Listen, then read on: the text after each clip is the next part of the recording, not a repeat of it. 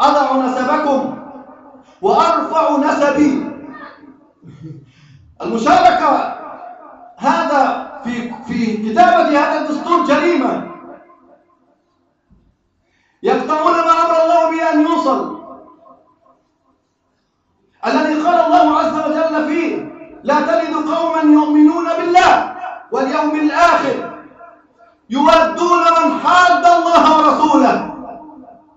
لا يمكن أن تكون العلاقات بينك وبين أخيك ابن أمك وأبيك على الدم ولا على الوطن ولا على الجنس ولا على اللون. العلاقة الصحيحة التي يقبلها الإسلام ويقطع كل علاقة غيرها هي الإسلام، هي الله سبحانه وتعالى. والذي يربط علاقته مع الناس على أساس الأبوة أو على أساس البنوة أو على أساس العشيرة أو على أساس الوطن أو على أساس الجنس لا يمكن أن يكون مؤمنا بنص الكتاب. لا تجد قوما يؤمنون بالله واليوم الآخر يوادون من حاد الله ورسوله. لا يمكن أن تكون العلاقة بيني بين هذا، لا تفريق بين المصريين. هذا في الدستور الذي يريدون أن يكتبوا بأيدي إسلامية، الذي يريد الشيطان أن يشترك فيه جميع الطوائف فتهلك الأمة بعد أن كانت هالكة، تهلك الأمة أكثر من هلاكها. لا يجوز، وتجريم. ولقد لنا خطبة في هذا الأمر أسميناها تجريم الإسلام في مصر. تجريم التمييز بين الناس على أساس الدين، بيعتبروا ما أمره الله واجب وعقيدة وإيمان جريمة.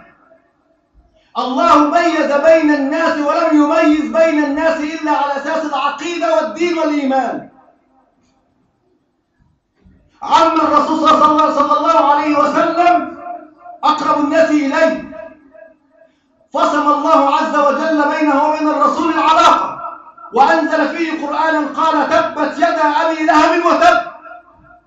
لم تنفعه قرابته، لم ينفعه وطنه مع النبي، لم تنفعه عمومته النبي صلى الله عليه وسلم، لأنه ترك العلاقة الوحيدة التي يسمح بها الإسلام. تبت يدا أبي لهب وتب، ما أغنى عنه ماله وما كسب. هذا في عم النبي. وسلمان الفارسي الذي لا يجمعه بين النبي صلى الله عليه وسلم أي نسب، قال النبي صلى الله عليه وسلم: سلمان منا آل البيت، سلمان منا آل البيت. العلاقة الوحيدة التي يجب أن تكون بين الناس في كل الدنيا هي علاقة الإيمان. فهذا الدستور يريد أن يقطع هذه العلاقة، يريدون أن يقطعوا ما أمر الله به أن يوصل ويفسدون في الأرض. أولئك هم الفاصلون. إن كتابة هذا الدستور جريمة بكل المقاييس. لو كتبوه بهذا الشكل وشارك فيه الإسلاميون فهم خونة للأمانة التي انتخبهم الناس على أساسها، أنهم يكتبون دستورا إسلاميا ويقيمون شرعا إسلاميا، فإذا بهم حين وصلوا نسوا الوعود وخلفا للوعد. آية المنافق 3: إذا وعد أخلف. وقد قلنا من البداية إنهم إذا وصلوا لن يفعلوا شيئا وسيفعلوا ضده، وهذا ما يجري الآن. والجرائم التالية أعظم: خيانة لله وللرسول. يا أيها الذين آمنوا لا تخونوا الله والرسول وتخونوا أماناتكم وأنتم تعلمون، واعلموا أنما أموالكم وأولادكم فتنة وأن الله عنده أجر عظيم. خيانة الأمانة التي انتخبهم الناس على أساسها، إذ قالوا إن انتخب الأيدي المتوضعة، فإذا الأيدي المتوضعة تكتب دستورا نجسا يكرس ويثبت الكفر. خيانة الأمانة وخلف للوعد وهلاك للأمة بسبب فعل الهدم، وكل الطوائف مشتركة فيه. ولا يغرنك مظاهرات العلمانيين وصراخ العلمانيين والإسلام، وإن اللجنة التأسيسية أكثرها إسلاميون. هذا دخان، هذه قنابل دخان تنشأ على أبصار الشباب حتى يتخدر، حتى ينام المسلمون ويظن أن اللجنة التأسيسية في يد أمينة لن تكتب إلا الإسلام، وإذا باليد هذه اليد الأمينة خائنة لله ولرسوله وللمؤمنين، مهلكة للأمة، تكتب الكفر بأيديها، بأيدي متوضئة. الأيد لم تعد متوضئة إذا كتبت هذا الدستور، والأمة لن تهنأ بسلام إذا كتب هذا الدستور، بعد أن من الله عليها بهلاك الطغاة وأعطاها الحرية في الاختيار. فلما اختارت لم تختار الشرع الإسلامي، ولم تختار الدستور الإسلامي، ولم تختار الرئيس الإسلامي، بل وضع دستورا توافقيا يعني علماني ورئيس دستور علماني. طب ما الفرق بينكم وبين الحزب الوطني الديمقراطي؟ هل هي الحزب الديمقراطي كما قال الشيخ أحمد النقيب الحزب الديمقراطي السلفي والحزب الديمقراطي الإخواني؟ إذا كنتم ستعيدون الكرة وتكتبون دستورا كما كان، ما الفرق بينكم إذن وبين السابقين؟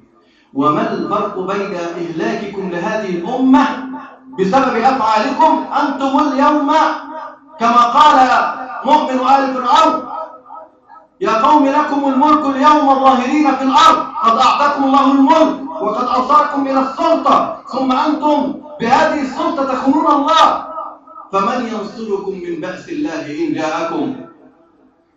اليوم لكم الملك ظاهرين في الأرض، تروحوا في عربيات وتيجوا في عربيات وتدفع عليكم صحيفة وتحملوا عليكم صحيفة، وغيرتم الشباشب والقباقب بالبرافطات والبدل، ثم أنتم بعد ذلك كيف تصنعون؟ كما قال الله عز وجل لبني إسرائيل حين قالوا لموسى عليه السلام: أوذينا من قبل أن تأتينا ومن بعد أن جئتنا. فلما خلصهم ربنا من فرعون الذي كان يسومهم سوء العذاب، كان يذل المسلمين. فرعون كان يذل المسلمين ويسجنهم ويعذبهم، والله ما كان أحد يستطيع أن هو أصلا يتحرك من مكانه ولا يخرج من مسجده ولا يطلع عن مسجده إلا بإذن.